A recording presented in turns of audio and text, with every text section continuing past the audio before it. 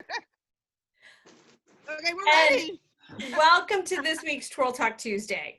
This week is the Glam Squad. And this is all about hair and makeup tonight. And these are some of the things I think sometimes that people think are secrets, and they're not secrets, especially in today's world. There are so many resources out there that those of us from the dinosaur ages didn't have those resources. We had to figure it out. And now you can go to YouTube. But tonight, I want to give you an amazing panel of people to share the information that may be common knowledge, maybe is not, but just to give you some tips and secrets on how to get the look for performance of any type, and our panelists tonight. So we're going to start again. I am very guilty of using personal connections for this, and I am not sorry about that. I'm so thankful for these personal connections because I have so many people around me with so much knowledge. So starting with my own personal student, Allie Denny. Allie is a Purdue Miss Boilerette. She's been a featured twirler at Purdue since she was a freshman there. Then she started as a recreational twirler, then came to me as a competitive twirler, is a national champion, has been a collegiate twirler, has been on International Cup, and then she did the pageant world as Miss Purdue for the Miss Indiana pageant. So it's been fun to watch Allie grow in so many ways. So welcome tonight, Allie. Thank you for having me. Absolutely. And tonight we have the Kane sisters. So Alyssa Kane and Olivia Kane. Alyssa was a featured twirler at UConn, Olivia at NC State. And Alyssa is a former collegiate Miss College, Miss Majorette of America, and now works in PR. And Olivia has graduated from North Carolina. What are you working in now, Olivia? I conveniently am also in public relations. That's convenient. Well, I think the twirlers were kind of set up for that. So Olivia was going to be Alyssa's model and demonstration tonight, but instead we're going to use both of their knowledge since they're in different places. Also with us tonight is Irene Johnson. And Irene is a former twirler, now mom in the DC area. Her daughter Eden is with her tonight. And especially as a voice of color, I wanted to make sure we were able to address how to deal with hair of color, different texture, how to deal with makeup, and how to make sure we're addressing the needs of everyone. And it just seemed perfect when I've watched some of Irene's social media and some of our talk together. It seemed like she was a great voice for it and was really willing to jump on board with us tonight. So I'm really thankful, Irene, that you could join us. And Eden, that you're going to be able to be mom's model. Irene said that she was raised in a white household. And so some of us were raised with moms that really didn't know how to do hair and things. And so we had to figure it out. So it looks like Irene's been figuring it out. Now she's pretty humble and says, no, she's a work in progress. But I like that we are all a work in progress trying to figure out how to do some of these things. Then calling all the friend cards in. The last person that I want to introduce is Brian Champagne, and he is a national baton twirling champion, but also a national and world champion as a facialist, and I'm probably not saying this right, but is just a renowned makeup artist. So I am pulling out all of the cards to use his knowledge as a makeup artist and facialist to try to bring out the best in everyone from elite to novice, and how to do things right from the get-go. So Brian, thank you for sharing your knowledge tonight. Sure. And using our friendship completely to share his knowledge. So let's get started because I know we have so many things to share. So let's start with Allie, and let's start with you as a recreational twirler. And how did you start to figure out how to fix hair for competition and performance? So, okay. We have a muting issue with somebody maybe. Okay, go ahead, Allie. So I started in a recreational group that I now teach for and I own with the daughter of the lady who started us. But when we first started doing parade, she would just say, like, have your hair, like, however you want. Like, we got to really decide and just being clean. So I would always just have a ponytail back, and my mom really didn't know how to do hair. Like, for me, she didn't know how to do braids. She didn't know how to do like a tight, like, twirling bun. And so for recreational, we would just do ponytail, like honestly, I would just do like a ponytail, and as best as we could do, we had a little hairpiece, and that was it. And that's kind of what my advice to my girls, it's really however they want to express themselves, but as long as it looks clean and together. Like, I don't want their hair all matted. So that's always my advice to my little girls for their parades and their like little recitals. But then I started doing competitions, and that obviously changed. I first started back with a slick back bun, and then it wasn't even a tight twirling bun. It was seriously like a bun where you just flip it through the ponytail and like that. And it looked so like crazy, and my mom would just do it for me. And that was when I was really young. And then after I got to about like 11, I was like, all right, I gotta learn. So I did utilize like YouTube and like videos, and I would just sit in my mirror for so long and practice it. But yeah, that's kind of my story. I like really did like figure it out a lot, and I like watched videos, and it was just like trial and error. A lot of it was just, especially now with my like hair for like college, it's changed. Like from my freshman year, I would do like a huge poof to now I do like this side like swoops and then like a back poof. So it's definitely changed as we go on. And we'll talk about how to do some of those things, because I am the coach that would just rip buns out and start over when I'm not happy with a student's bun.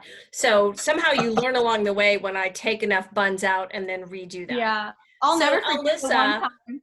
Go ahead. You told me you were like, your poof is too big, go fix it right now. So like I always like had to like make sure it was like together. You definitely held us to a high standard for sure. So Alyssa, what was your go-to hairstyle for the tough combo I think parents struggle with is trying to get something that's going to stay in but also looks great and not look like a peeled onion with it all stripped back. What's your go-to hair that, first of all, give me a beginner thing and for a parent to figure out, and then what you really would like? Great. Yeah, I think it depends on the venue, right? So if you're twirling in a parade with your troupe, or you are twirling at a live performance, I always like something that's a little bit more fun. So I think something that is more of just like a nice ponytail that really like moves around and is more like, it depends really what age level, but I think for a beginner student, something that just has like a little bit more personality to it. But if you're an advanced twirler, you want something to kind of mirror that. And if you're doing a competition, I like just a really classic high bun, a ballet bun, maybe with a little poof in the front, if you're able to master that. But I think it's really about finding a style that's unique to you. But if a go-to should always be a high bun or a nice slick ponytail. Mm-hmm. And Olivia, is it the same for you, or were there special signature Olivia hairstyles? Generally growing up, it was just a slicked bun with, one poof in the middle. But I would say, just going off of that, the best way I think that both Alyssa and I learned how to do the best bun was actually going to ballet and, learning from them, because they have the best buns. But when I actually got to high school, my signature actually was just a headband, a rhinestone headband behind my poof. That way I could wear that, at a performance with just a ponytail and my headband. So it looked glittery, but it wasn't like total, I don't know, competition intensity. And so go ahead and tell us, from your rhinestone headband, what was it made of and how did it stay in? So I can't remember where my mom and I saw it. It was either like, ice skating on TV or somewhere. We were like, oh, that just looks so nice. And I just really wanted one. And so we ordered one online, and it was so heavy. They put it on a rhinestone headband, metal headband with big, heavy crystals on it. So it did not work for twirling because it just flew out. So we ended up buying a very cheap headband, like a $2 headband from the CVS or whatever, and buying very light, not real Swarovski rhinestones, but the big ones that are made out of plastic. And I sewed them / glued them on, and then was able to put bobby pins in between the rhinestones, and you couldn't even see it. Okay. So. All right, wonderful. And so Irene, tell us about your journey with Eden's hair. Oh, the journey is hard and long and hard. If you can see, I have short hair, short little curls, soft curls. When I was growing up, my hair was a little bit longer, but you didn't have to do too much to it. So I had an easy life. I don't even think I had a bun ever twirling. If anyone has a picture of me in a bun, I like to see it, but Okay. I don't think I ever. But as you can see, I left her hair out to show everybody what I have to deal with when I go to competitions. It's lots and lots of hair. And the thing about her hair is that she has different types of hair within her hair. So the really soft hair is in the back of her head. That, you know, why can't it be in the front? But we can't see it. It's in the back of her head. Okay. And curls everywhere. So I still have not mastered the bun for this poor child. And usually I look around for someone to maybe help me get it to the top of her head because she's got a lot of hair and it's thick. Right. And I think most parents go through she doesn't like her hair brushed. So if mommy brushes it, it's the worst thing in the world. But if someone else brushes it, it's perfectly okay. That's typical. Mainly, I mean, it's like World War III brushing her hair. And I'm like, all I'm doing is brushing your hair, honey. Yeah. So we only do 2 styles for baton, and really for modeling or best appearing, we're still in the beginner. So when we do best appearing, and it's looks better than this, but usually I just let it down like this because I like people at least to see the curls. Right. But then when we do our solos and our team, I will put it up into a bun and have help. It's like, it's a 2-person job here. But one competition, I decided that I was going to straighten her hair because I thought it might be easier to put up in the bun. And actually it was. But the problem is that when they straightened her hair, they put so much heat on it, steam was coming out. I thought I was going to die in the hair salon. So we don't do that too often, but I know how to do it now with the curling iron. So it's a hard journey and I'm still learning. So I have some friends that kind of help me with the whole process of making it look like, because I think most teams too, they do that little poof in the beginning, a poof at the top right here and the bun. I can't master that for some reason. I don't know why. It's hard to do. All right, and we'll talk about how to do that. But in it going on tagging on to our conversation from a couple weeks ago and the inclusiveness and diversity of athletes of color, do you feel pressure to make her hair look like a white girl's hair, or do you think there's a way that you can do it that embraces the natural style of her hair?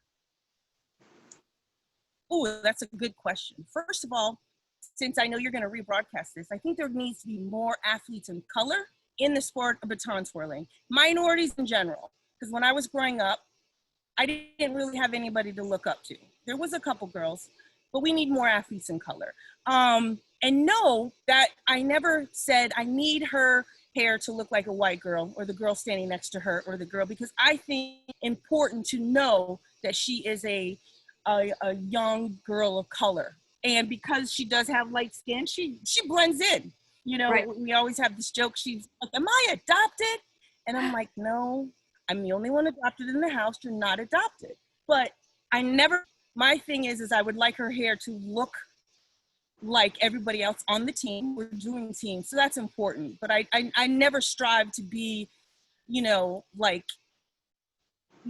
say the white girl or whatever. I just have to have the same hairstyle. It just takes a little bit harder for me to do.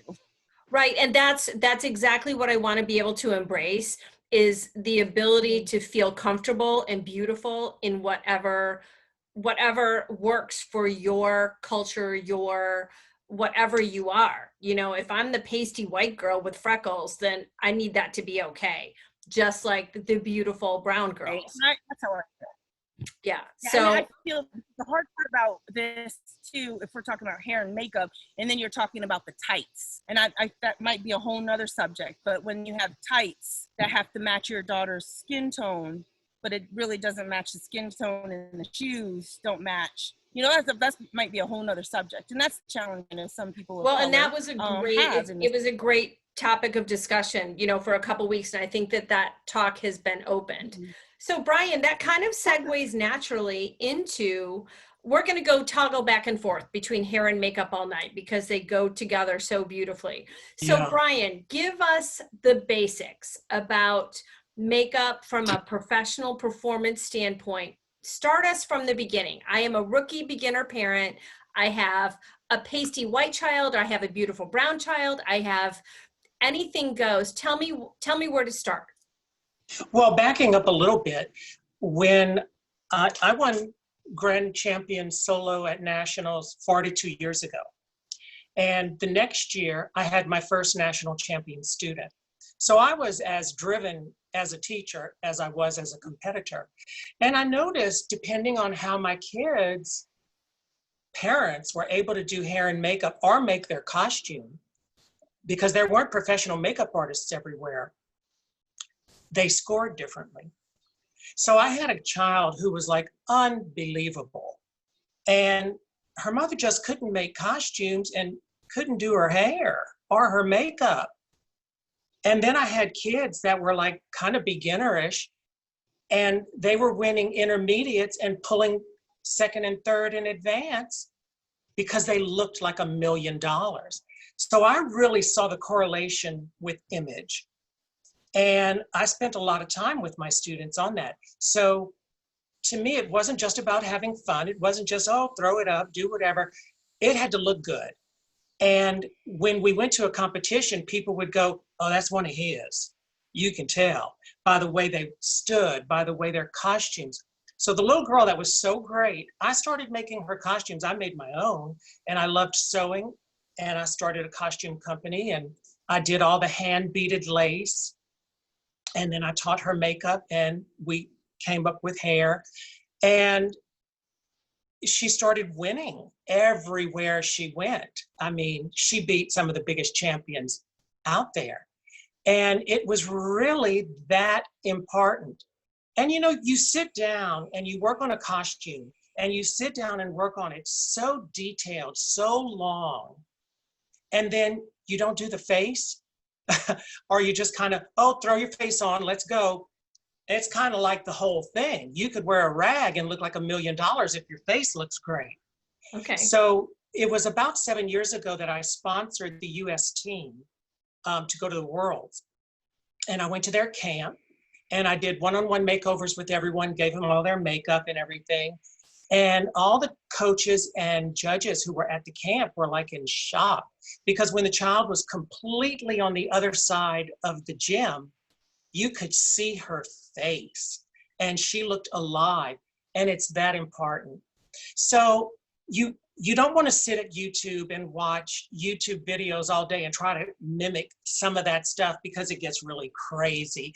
And it's like kids who just started watching it and started imitating, and it's not really, you know, what they need to do. So the first thing is you want to be very, very clean. So you want either a mineral makeup, which is a powder that matches your skin tone as your all over foundation. And they're so beautiful. What's different with a mineral makeup, it has no talc in it. So it doesn't crease, cake, change color on you. Very forgiving. Even if it's the wrong color, it can still look good. That's a great thing. You can sweat through it and it still looks good, as long as you don't wipe. So whenever you started sweating, if you'll take a tissue or something and just pat, it'll pick up the sweat, it'll leave the makeup. That really goes for almost any makeup. Don't wipe. Once your makeup's on, you only pat. And then the next thing, you've seen the contouring videos where they do black and white and then blend it together, and it's just this convoluted thing. Well, I do some of that when I'm doing a makeover for something super important, red carpet, you know, because I've done Miss USA, I've done every country star there is, lots of people in Hollywood. And so sometimes it's for a very important photo shoot or a red carpet thing where it's just going to be paparazzi everywhere. That's a little bit different, but generally you don't have to go that extreme. So what you do, you put your foundation on, your color, and then you go a shade, maybe 2 shades darker for your contour. And then you don't have to worry about blending it. You're not starting with white foundation and black contour that you have to somehow make blend, and it takes a long time. So if you just go 2 shades darker, it goes on naturally. So I wanted to show you where it goes. And that's probably one of the biggest misconceptions. So your contour for your cheek is going to go near the top of the ear to the mouth, okay? And you'll notice that's right below the cheek. So you can find it without even, just by feeling. So once you know where the line is, the contour goes above it, and it creates a look that is the shadow of the cheek. So the cheek looks like it stands out and curves in instead of a smooth face, because children generally have a very smooth face because they haven't started aging where they're losing some volume here and there, and the cheeks really start popping out unless you're overweight. And so you want it to be right under, and you can feel it. So you can do a number of things. You can either put your hand or put a brush to mark it, and you're going to put your contour on top of it. Now, you can't really see this too well, probably, but this is the shape brush. So it's not a huge brush. Contour brushes can be like this big. Okay, what are you going to do? Where are you going to put that on a child's face? But even women have small faces. So I take a smaller brush, and then I'm going to use the shade, I just lost my contour. Well, I'll find it when we're done, I'm sure. I cut out a thing to show you the shape. That's okay, because we'll be able to come back to you too. Okay, so we're going to use a couple shades darker. I'm going to mark it, and we're going to be thicker from the back, bring it to a point, and you want to stay an inch or so from the mouth. Don't go all the way to the mouth. And so you're going to put it right here. So thicker, okay? And then you can see it has more of a shape to it, okay? And you'll notice with the way I wear my hair comes to a point right where the line of the contour is. And that's so that it looks like it's not just blocked off like a sideburn, and it has angle, and it all kind of works together. You know how makeup people we are. We have to, every detail. So once you get your contour on, and I'm brushing up, you never want to go below the line. And after you finish, if the line is too strong, you're going to take a clean brush and you're going to go with the line so that you soften the line, but you don't stretch it. On top, you can go up because you want it to dissipate and to disappear. But the bottom line, you want to keep that line without but just softening it. Okay. So, you know, that's one of the things, your contour. Another thing that's a great little tool is a Veramona color switch. I don't know if you can see this. It's Veramona. And you open it up, and it's this like little sponge thing. So after you use your brush, you just roll it around on here, and it's perfectly clean. Now, it's not sanitized, so you still have to clean your brushes, and you don't want to go from person to person doing this. But if it's your face, as you're doing eyeshadows and you need to get another brush, you can just clean it on this and go to the next color. And you can go from black shadow to white shadow, and this gets all of it off. Okay. So there's a lot of little tips that can make your life quick and easy, because let's face it, when you have to be at a contest at 8 a.m. ready to go, oh no, we are not sitting up for 12 hours to do our face, because you're going to sweat it off, you know. Okay, so we just did contouring. Let's go back to some hair things, and then can we come back to eyes next, Brian? Sure. Okay, all right. So let's switch it up, and let's talk about the ponytail that's going to stay in, and I want to talk about your different methods. So start with Allie. Allie, what is your no-fail ponytail that's going to stay in, and how do you create a poof? Are you talking like ponytail for practice or like competition? No, for competition. Okay, so for me, I have like really thick hair, and so like just using like a normal like ponytail, like a black or like a blonde, like I just had these on my wrist. I got lucky I had them. But so those are like the with the, what is it, like the thread or the fabric, those would come out for me even if I use like 3 of them, like because like spinning if I'm in a ponytail, especially like at college I do a ponytail. And so like I think I have it in here. I brought like some bobby pins. So I have like, I don't know if you can tell, but they're elastic and they're a little like stickier. Like I don't know if anyone can tell, but it's like a stickier one. So I always had to use one of those and then the normal like felt ones. That's like how I made sure my ponytail was not falling out, because my hair is like long. I've had it long for like a long time. So when it is longer, it does, like when you spin and when you do like big tricks, it does fall out. And so I always struggled with that until I found those. Like they're like a rubbery. They're not like a rubber band, but I just found them at like Walmart or anywhere. Okay. And then go ahead and if you can do a quick how-to for your poof, and then we'll also have Alyssa and Olivia give theirs. Okay. So for me, like this is my poof. This is how you do it. Okay. So, well, I do two different ones. So like I used to just do the front poof.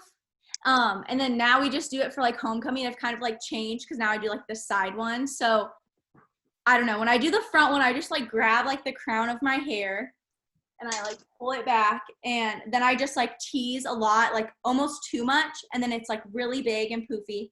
And then you like smooth it out with like a brush. Like I just have like a teasing brush. So I would like tease it a bunch and then smooth it out. And you kind of go back and forth between like teasing and smoothing it. And then I would just like pin it right on top and it would be like a poof. So before you do your ponytail though, do you pull that section out and don't put that in your ponytail?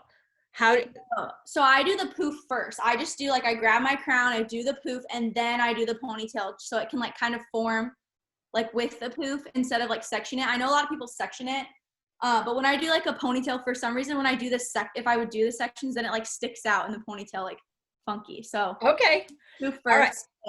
And then like the one I do now for like college, I do like two. I do like a side like swoop, so I like tease both sides, and so I do like I'll kind of show it.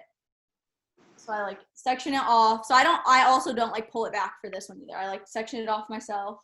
And I do like a back poof. So just like this part, once again, tease it just kind of wherever I want, because I do a lower one for like games. And then poof it here. So tease, smooth it back, and just a low poof there. And then the same thing, I tease a little bit, but not a lot, because I want these to look like cleaner. And then I do like, I swipe them and pin them as well. So it's kind of just like a more elegant look, an elegant, right. So Alyssa, give us your version.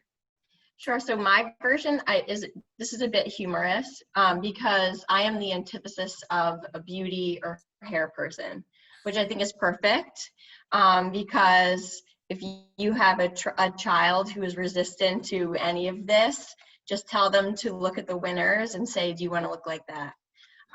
So my mom used to taunt me. She said pain is beauty. Suffer to be beautiful. And the tail comb is what Allie was talking about, is probably one of the most important things to achieving good hair.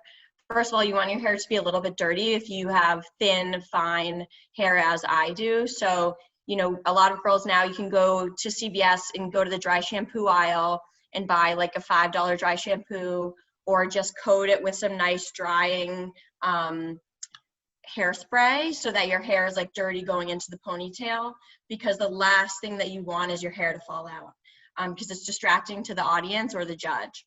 And then you have to tease the snot out of it. This is an Elaine Kane term. And you just go down until you don't want to go down anymore. Then you bring another section back, and then you go down until you just like can't fathom your hair being any naughtier, and you do another section back, and you keep doing that, as Allie said, until much more, until it's so big that you just can't fathom it getting any higher, and you've sprayed it, and then until it practically stands up on its own, right? That's what you want to achieve, because it will fall, especially if you live in the South and you have humidity or you're sweating during a competition. So just tease the snot out of it. Well, and we do anything. My color guard, we do a tutorial. And so it was pretty cute because the drum instructor was on the guard bus one time, and he's like watching the entire guard, and he's like, so that's how you do it. Yeah. And he had no idea that, like, no, we just do a tutorial for everyone on how to do this, because we get kids from high schools that have never fixed their hair, and it's just that glamour look. Yep. How to get it. There you go. You get more glamorous by the second, Alyssa. Yeah, see, I should have done this to go into it. There you go. So Olivia, I hear you're the braid girl.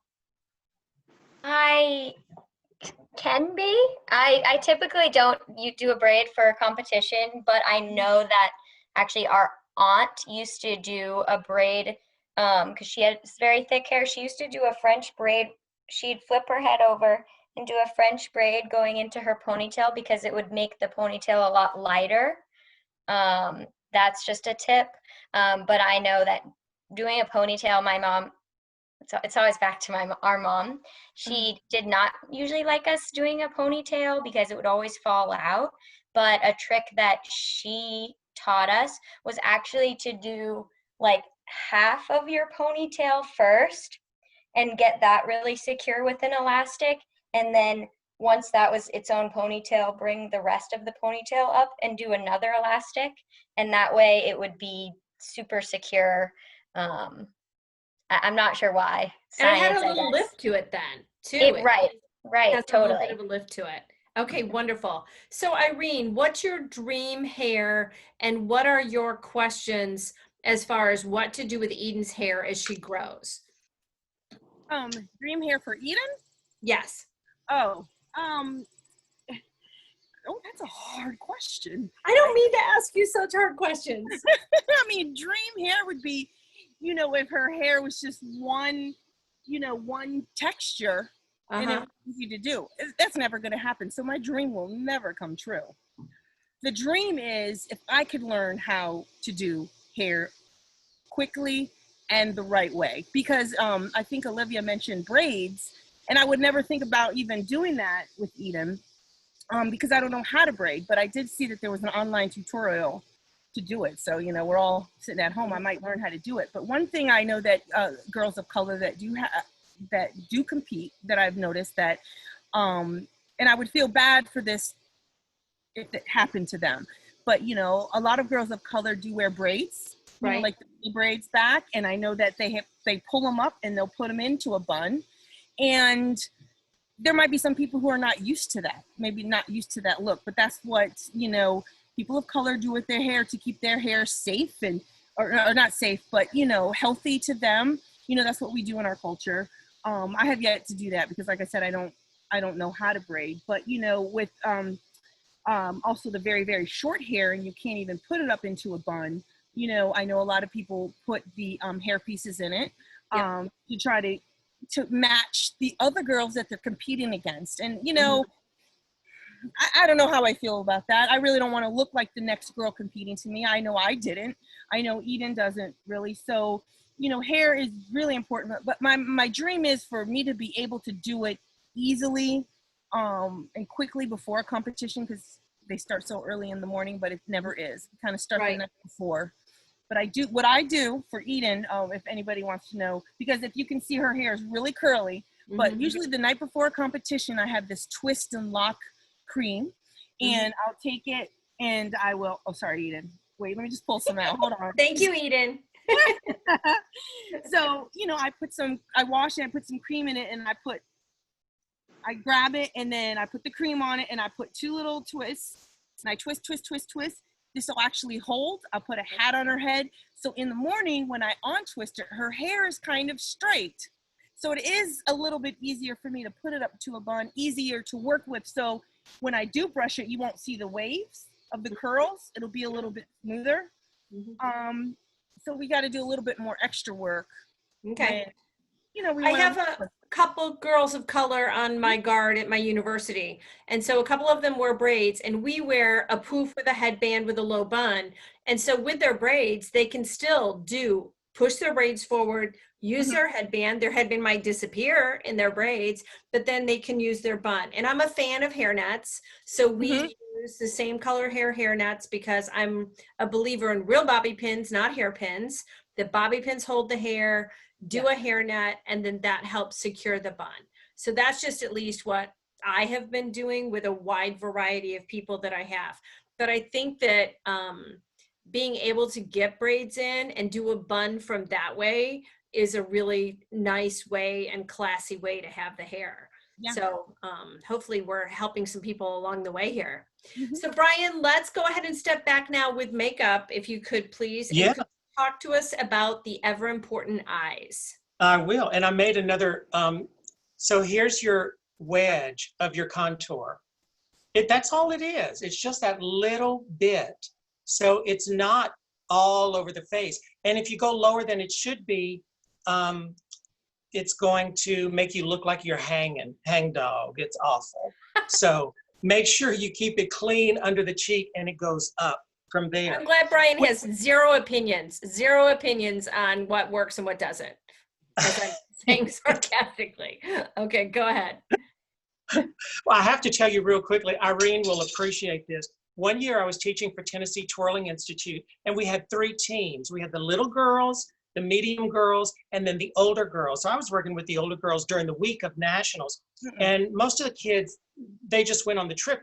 We had sponsors that were with them. And the kids weren't together all week long. The little ones did their thing, so they were separate. Probably on the Wednesday or so, we saw the little girls again, and their sponsors were all white, and there were quite a few African Americans on the team. And they said, oh, you have to wash your hair every night. They were washing their hair every single night, which you can't. And so their hair got so big, they was throwing them off balance. And it took the older girls like 5 hours to oil their hair down and get it back. So it was time for that.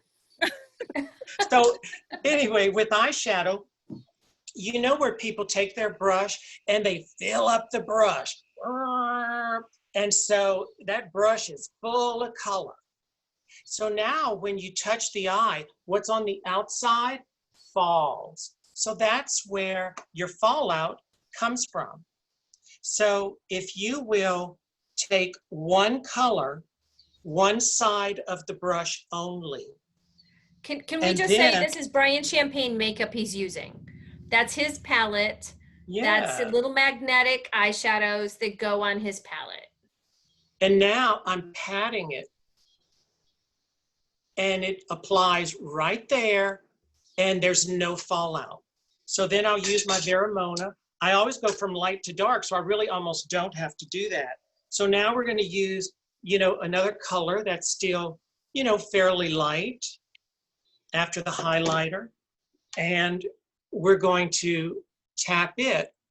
And when they touch each other, they naturally blend. So you're not doing this windshield wiper and throwing shadow everywhere. One color, one side of the brush, a tapping motion, and they naturally blend. Now let's say you're wanting to do a brown eyeshadow that gets darker but then gradually gets lighter.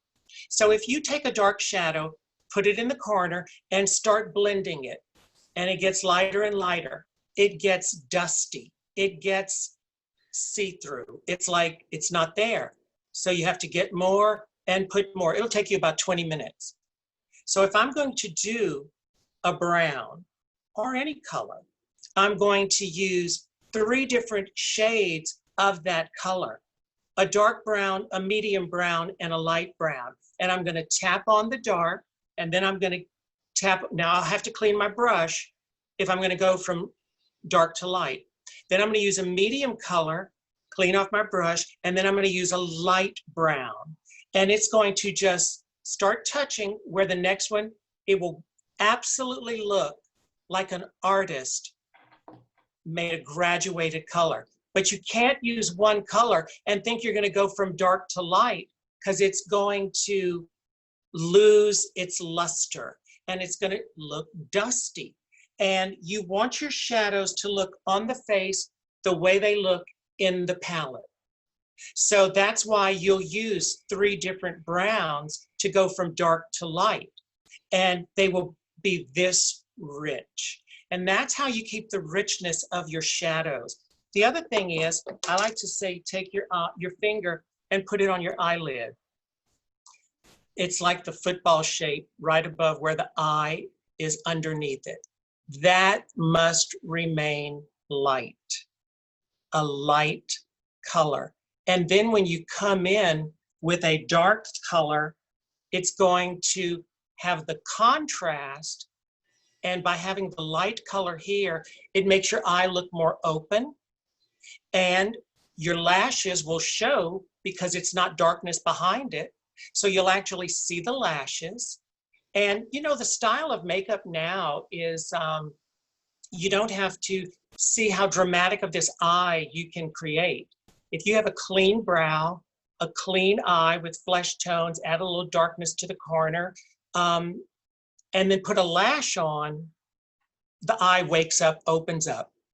So now it's about beautiful skin, contoured face, a brow, a lash, and a lip. So it's really actually gotten easier, and you can be much cleaner and much quicker.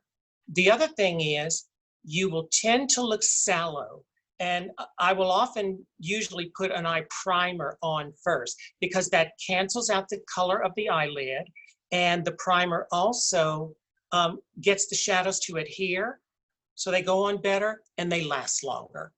So I don't use a concealer as a primer because a concealer is too creamy in texture and will cause creasing. So I use what's actually designed to be an eyeshadow primer, and it's going to generally be a stiffer product that doesn't have as much give to it. The other thing is, as you get sallow looking, like you look like you don't feel good. Everyone's trying to look like Kim Kardashian and be yellow and use browns, and they look dead. Kim doesn't. Kim looks gorgeous, you know, but she's also doing makeup for heavy, heavy, heavy lighting. And most people aren't. But whenever you use brown, you will look like you don't feel well. Yellow and purple are the opposite ends of the color wheel from each other.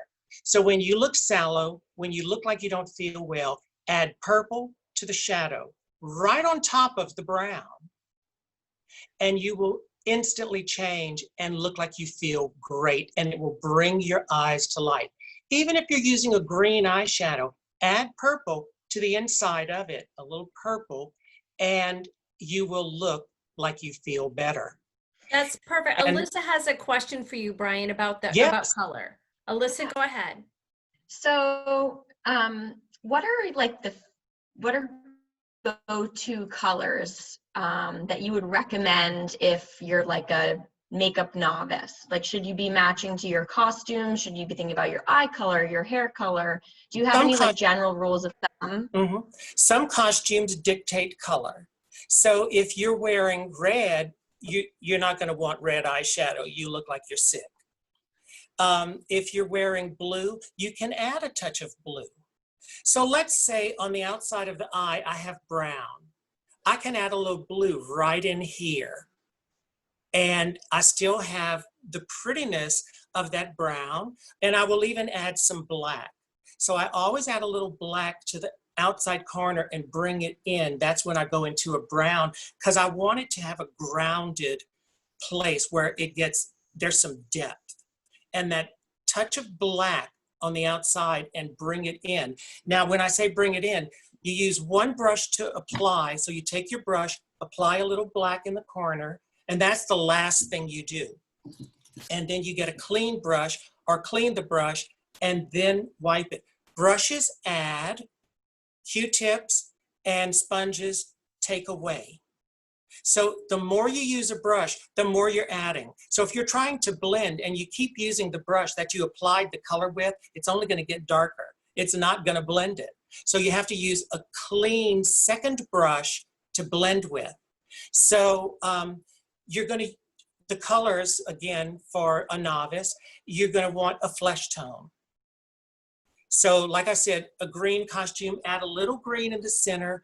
Almost everyone, I add a little hot pink right inside. If you do a sideways V of color, I'll add a little pink right in that, like you have your V, I add a little pink right in there. And that hot pink makes you look alive. But you basically want a flesh tone. And so that's not a white.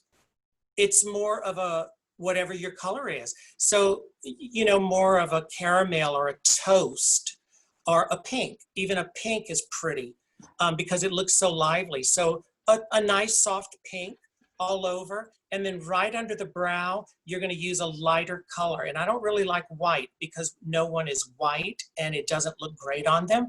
But if you'll use a light cream that has a hint of shimmer on that highlighter, that looks beautiful. And then you're going to use your browns, add a little color on the inside, add a little hot pink, maybe a little black. And then the other thing is underneath the eye, I don't know if you can see this. This is called a pencil brush. I'm turning it, so it's rounded and small. You use this with a toast color. So something like this, that's a little, and then you take some of this, and this is the perfect size. And this is for the under eyes. And this is what makes someone look like a pro versus an amateur. So you take your toast color and go underneath the lashes, this thick. It's gonna actually do it for you. It's a pencil brush, under the eyes with the toast. Then I take a black and I line the top of the eye. Then I'll take a dark brown or a purple and I'll use a very tiny thin brush and I'll go right underneath the lashes and add that third color, and it's going to be very thin. It's going to pick up some of that black pencil and blend it into that color. And by doing that toast first, you don't have a harsh line of eyeliner that needed to be blended, because that toast color first gets it to automatically blend when you come back with the darker shadow.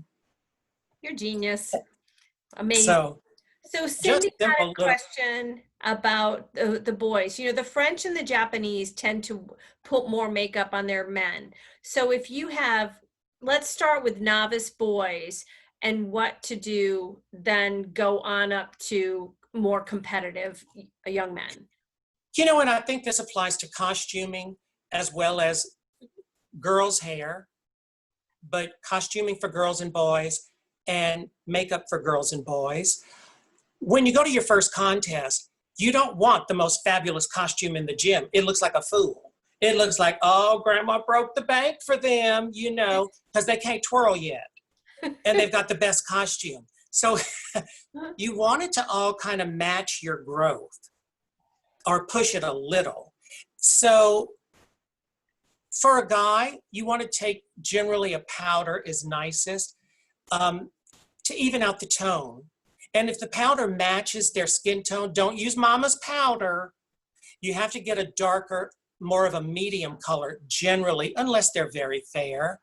But you want a girl, you pick more of a mid-tone of their face to choose their base color. A guy, you choose a shade darker and it looks natural on them.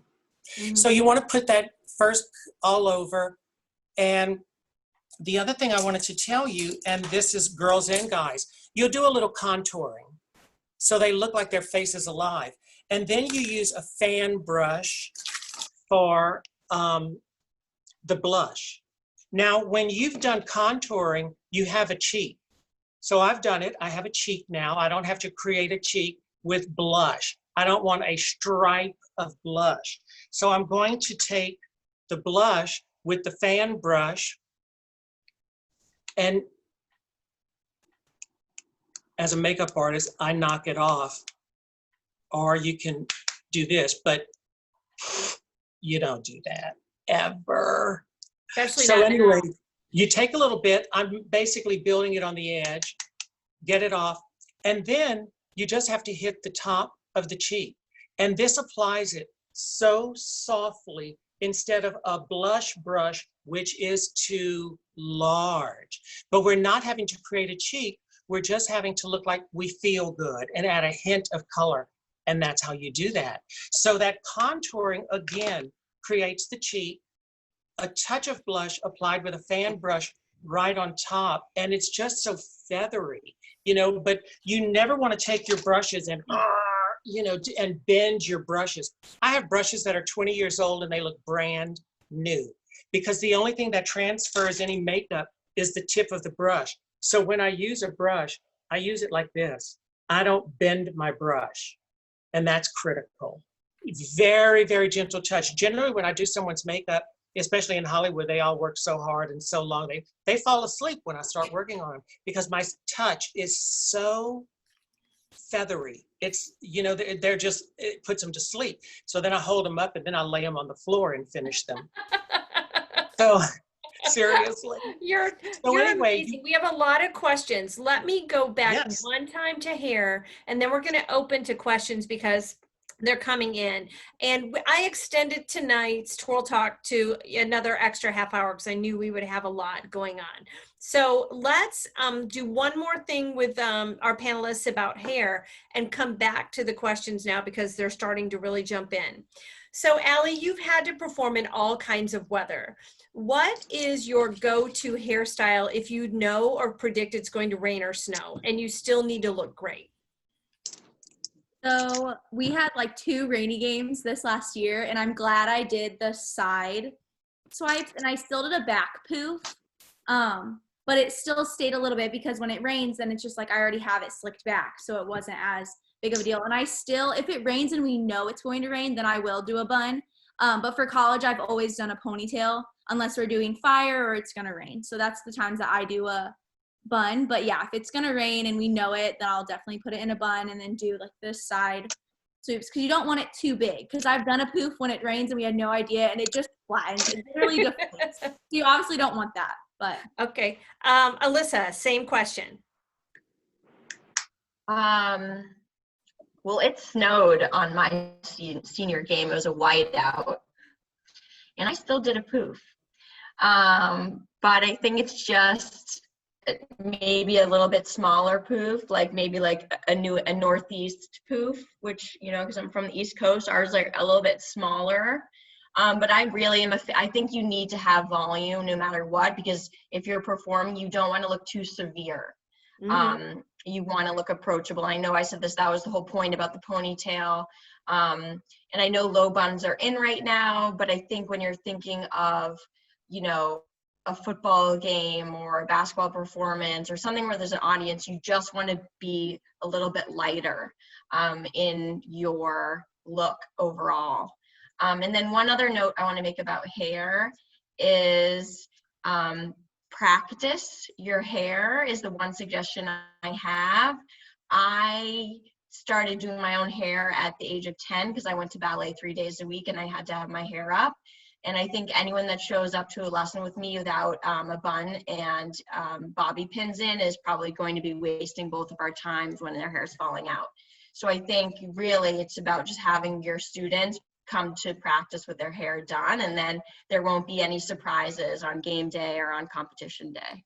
I think it's reinforcing to the parents that a messy bun and a bun with no bobby pins is not going to stay in. It's not permissible. It's not going to work. Just to do the little twisty bun with ponytails is not going to cut it. But I think you make a great point. If the coach holds the standard for that, then people have to learn. They have to learn how to do it. Olivia, what was your go-to hairstyle for game days that were going to be a little messy? Yeah, so my game days were the opposite, 90 and 100 degrees in North Carolina. So for me, I did a similar poof to Allie and did the 2 side poofs. But again, same with Alyssa. I just did, you know, maybe a little less intense, but the most important thing was hairspray in both competition and performance. You don't want to look like you just rolled up out of bed and you have flyaways. You know, everybody has baby hairs, and that's just not, you don't look like you know, are very put together, and clearly you are. You practice every day, you know, so you want to look like, you know, what you want to portray. So just hairspray is the most important thing. And so Irene, on that same note, for African-American hair, is it gel or cream or spray? What is it that's going to make sure the hair stays in place? Oh yeah, all of the above. All of the above. All right. And so if you're like right now, Eden's hair's up, would you put an extra cream with that? You know, she's not got it in a bun or anything like that. But to me, it looks like you got it up beautifully. Would you accent that then with one of those products? Probably just hairspray, not cream. Probably hairspray in those pins. You know those pins that, like, I don't know what they're called. They They bounce back like they're like this big and they bend. You know, Like hair, like they're called hairpins. They're more open hairpins. yeah, but no, they're like barrettes. I couldn't think of it because we don't. Oh, really okay, clip. Oh, clips. The clips. Yeah, I would do that for the extra hairs that were sticking out. Yes. I would do that more so, but probably hairspray.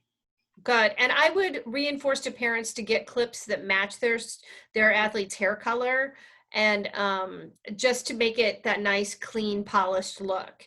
And that it's going to stay in. Nothing's worse as a judge as sitting watching the kid as they're twirling and the bun is bouncing around, and I'm worried that their hair is going to fall out. So again, practicing, making sure it's secure is a bonus. So let's open it up. There's a couple questions I didn't get to address yet. Tina, I think you had a question. If you want to unmute and ask it. This question is for Brian. My daughter and I both have very fair skin, and I was wondering if you could recommend a bronzer that would be better for the fair-skinned athlete. You know, I love mineral makeup for bronzers because they're very forgiving. When you use a true, what is sold as a bronzer, they're usually, they have a lot of depth to it. It's like hard to get it on and hard to get it to blend. So what you want to do is just use something that's 1 or 2 shades darker. You're not going to use a dark brown bronzer if you're fair. You're going to use a much more medium color, just something that's a little darker, that looks like you have a little shadow to the face. And then you don't have to worry about blending it so hard. You should be able to do it in seconds instead of something that has to be worked at so hard because you're going too many levels beyond your color, and the blending is nearly impossible. So just whatever powder kind of bronzer you use one that's lighter than the regular bronzers. Don't you think it's important too, because we're seeing them in costume and we don't want to see their face be one shade and their body be another shade? So yes, and you should bring it down. You know, you should, and I don't like to put foundation on the neck or the décolleté, but I would use some type of powder thing. And again, your minerals are perfect for that. Because, well, in Hollywood, whenever a woman, and you've seen the red carpets and you've seen a low back, and their back is like this perfect skin. Well, a makeup artist treats every bit of visible skin. So if you have a high slit, you got makeup on your leg, your whole body, any skin showing is made up. okay. And that's where a lot of people with spray tans coming in, or making sure that the tights match the proper skin tone. So you just have a nice symmetrical look. You know, that's how we got away from our white tennis shoes of eons ago, so that our feet would look pointed and our legs would look longer. And all right, I think there's another. Said about practicing the hair, you should practice the makeup too. Because, so for example, Jacqueline Hill showed me how to do the way she does lashes, and it took her about a second. And she takes her tweezer, picks up the lash, puts the glue on it, lets it dry, and then she puts it in the center of the eye, grabs the end and grabs the inside, and she's done. That's how fast she did it. That's how fast it can be. So when you start practicing false lashes, it's going to take you 30 minutes. Eventually, if you do it every day, just get a cheap pair of lashes and practice it every day. Eventually, it will take you 30 seconds. That's the difference. So that's the difference of anything you're doing. If you will do it every day, in 2 weeks, you're a pro at it. And, you know, with false lashes, the biggest problem is they're too long. So they go from here to here. For someone who has an eye this big, I don't know, I cut it off. Always cut it off, the extra from the outside, because it gets smaller on the inside and gets thicker. So if you cut off the small part, then it's going to start on the inside real big. So cut off on the outside, and it doesn't have to come all the way. It can just be on the back 2/3, and then you have it more open looking. But practice is really important. Well, and you start to find resources for these things, and Brian has better resources than me, but for like the college kids, I do Eyelashes Unlimited, and you can find the kind that works for you. And I buy Eyelashes Unlimited Wispies, and you can buy them in a 5-pack, and then you know, you just get really good at putting lashes on and teaching them how to do it. And that's one of those intangibles that when I tell kids, they have to be camera ready at any point in time, especially when you're twirling in college. Newspapers come around, TVs come around, and I don't care if it's practice, you got to be camera ready. So in those moments, it's when have your lashes on, have your lips on, have your hair fixed. Don't look like you said, Olivia, I think, or Alyssa, don't just look like you rolled out of bed. Allie got bumped off, so she said, thank you, she lost her Wi-Fi. And somebody else had a question that I had not addressed yet. Who was it? Okay, Emily, you wondered where to find Brian's palettes. Well, that's what I need to sit down and put together, because I really, when I did the team and sponsored them, I had put together a competition palette. And so I need to put one together again, because all my shadows are sold individually. And I need to just put together a palette that has the flesh tones into the browns, add a little purple, a hot pink, a little whatever. So I need to put that together. So I'm sure Kyle will push me to do it as she pushed me to do this. Well, and I want to, so go ahead and give your social media tags, Brian, where people can find you. Yes, my Instagram, I have 1 million, and that's Brian_Champagne. And then my Facebook is, I think, Brian Champagne for my personal and Brian_Champagne for my business. And so, and then I'm getting ready to do my website and all that stuff. So that'll, I'm sure, be Brian_Champagne.com or BrianChampagne.com, because I own both names. And follow him. He's fun, really fun to follow on Instagram, because there's just some really, first of all, he's very generous and reposts a lot of people and the wonderful, exotic things that they do too, which are really fun. So and I tell go ahead and follow it. If you ever see a negative comment on my social media, someone has my phone, because I've never posted an ugly comment, ever. No. So, you know, mine's about supporting others. That's the way it should be. Michaelin has a question for you, Brian, and she's wondering about, can olive to dark skin wear toast under the eye? Yes, you might wear it even a little darker, but you want it to be kind of a flesh tone, a hint darker than your skin. And for mothers, and as you age, when you use that toast under the eye, and it can have a hint of orangey to it, kind of a burnt orangey kind of toast. When you put that under the eye, it eats up wrinkles. They disappear. Okay. Lovely. So it's powerful. And so, Alyssa, and do I understand you have YouTube videos of hairstyles? No, that's Olivia. Oh, Olivia, where is your YouTube channel? It is on YouTube. I believe it's just my name, Olivia Kane. And yeah, I have a modeling hair video up right now, which is NBTA only, I believe. But if you are NBTA, that's helpful to you. And I haven't posted anything recently because I just started my new job, but hopefully you can find some more soon. Okay, wonderful. Does anyone else have any questions? We could go on this for hours, but I think that Brian, I had just taken finish up with a lip for us. Give us a couple tips on lips. Okay, and I wanted to give you another tip on false lashes. Please. So once I put the false lash on, I take a stainless steel tweezer and I have them look down and I lift the eye and then I push up on your real lashes. So you put mascara on first, your real lashes, put the false lash on, let it dry for a little bit, and then I push up on the real lashes, and it pushes it into the glue, and they come as one, and it doesn't look fake. So that's a great tip. The other thing you were talking about, getting the puff, one trick that we do, like spraying the hair, yes, but mousse is real important. The trick to mousse, though, Do not put mousse on wet hair. You have a hot mess, it tangles, you can't get through with it, it won't dry, it's a disaster. Dry your hair, add a little mousse to the roots. You don't have to add it all over, just split your hair, put some, split it again, put some right on the roots, and then work it in, dry it again, and now it's gonna hold up when you try it.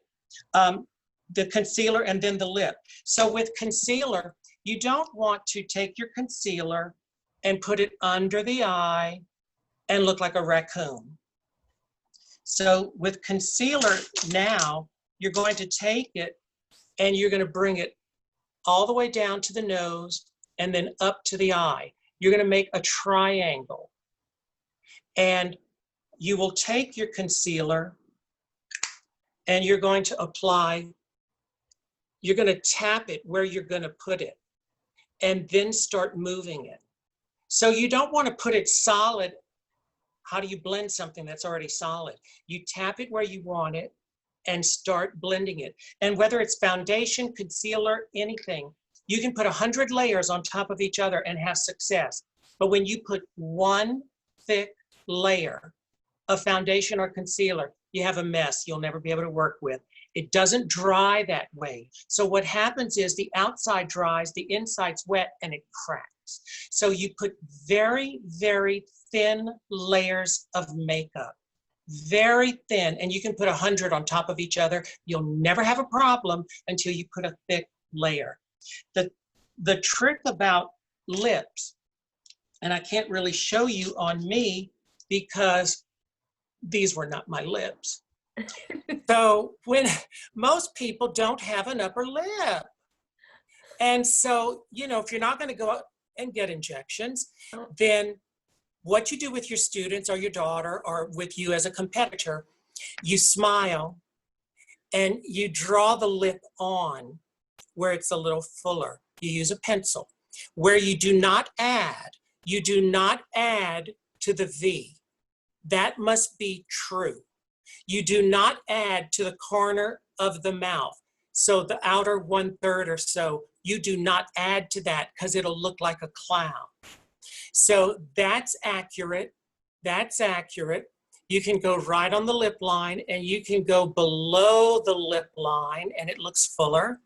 And on top, after you get it with your V, you can add to it and make it curved and make it fuller. It'll look like a clown in a mirror up close, but from the floor, it looks like, oh, what a beautiful smile she has. I've given her extra points, you know, it makes a big difference. But you don't add to the V, you don't add to the corners. And then you use a lip stain or something that holds fairly well. And then you might put a gloss that's lighter or a lipstick that's very, very light. Tap it in the center. And then you don't do all that, you do this. Because you don't want it to spread so much. And then you can do that if it's not quite blended enough. But by having that center lighter, the lips look fuller. It just looks like you're balanced. You look beautiful.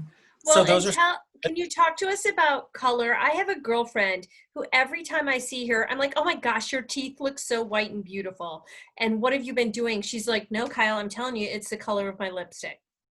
And she always says that. So do you have a go-to, does it depend on skin tone? What's your go-to lip color for performance? Well, for the kids on the floor, my students wore hot pink. A beautiful purple, almost with a hint of purple in it. A very rich pink. On the little bitty girls, I might use a softer pink, you know, because it looks a little more like she didn't borrow grandma's lipstick, you know. And so, so what dictates color? In lips, red, pink, and orange. Those three colors dictate color. So if you're wearing a costume that color, you have to wear something that color. Any other color, you can wear pink. But if you're going to wear red, I am not the biggest fan of red. I think it's harsh on most people. And yet some people, they put on red and they look like a glamour goddess. It's just their color. But if you have to wear red, you can do your liner in red. You can add a little red to the edge and then do a pink on the inside. So you have the red family represented and it goes with your costume, but it's not solid red. And then orange is orange, which I love orange, you know, but orange is orange. And that's what you do, and put a lighter color in the middle. And then pink, you know, depending on the shade of your color, you can kind of match it, or you can go a little darker and graduate in by using different colors. So, you know, and the other thing is you want to practice with it, because like I can do a bride, which I don't do anymore, because once you book it, you can't get out of it. And if they're going to open an envelope in Hollywood, I might go. So I'm not, after 32 years as a makeup artist, 33 years, I'm not doing stuff that I can't get out of. But anyway, when I did do brides, I could do their whole face and put the lipstick on and they go, I don't like it. Well, their day is ruined. So what I always did with my brides, I said, they had to come in for a trial, and full price. And we talked about lipsticks then.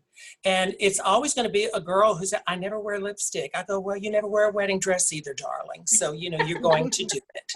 And so I go, let's talk about colors. And so we'll go through different colors and we'll find one that we think looks good on her and that she agrees.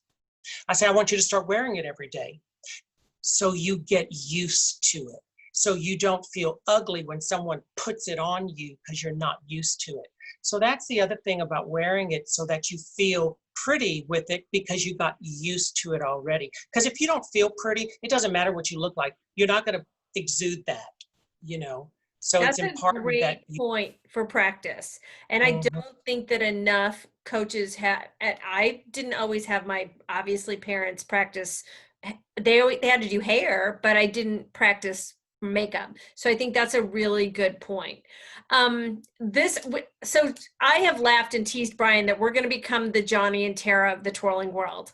That we can just narrate twirling events, because I can enjoy watching contest, and so I great fun. And I have to tell you, like, I'm so excited that I got to get you on here tonight to talk about these things that maybe people just don't know. And feel free to share it, because it's kind of the hidden secrets that unless you have someone teaching you, unless you have the example in front of you, you're not going to learn it. So Irene, I hope that we've given you some confidence along the way. And I think that your voice is really important to be able to just talk about the struggles and how we can make them better. And Eden, you're going to be beautiful no matter what you show up with in your hair, okay? I want you to be confident and strong, and you're obviously with an amazing program.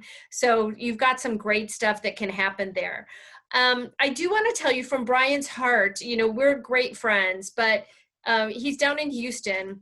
And I was able to go visit him years ago. And anyone who knows my history knows that my face has been completely reconstructed. And I have a lot of, from an accident, I have a lot of scars on it. And so I go to Brian for a facial, which is divine. His studio is gorgeous. And then he does this amazing facial, but he just made me feel so safe and so secure that I'm never without makeup, because I have so many scars and I've had so much of that.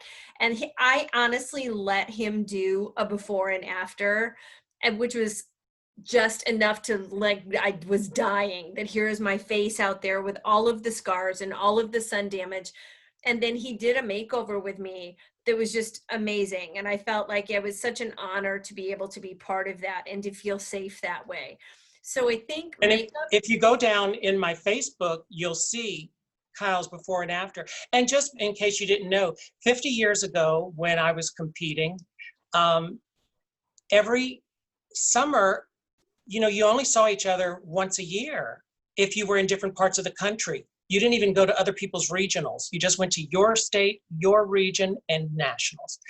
And so Kyle was the first person I would run to every year at nationals, Kyle and her mom, Jane. And I just loved them. And we just became very close and stayed that way all these years. And so that was how Kyle and I thought she was like one of the greatest twirlers that ever lived.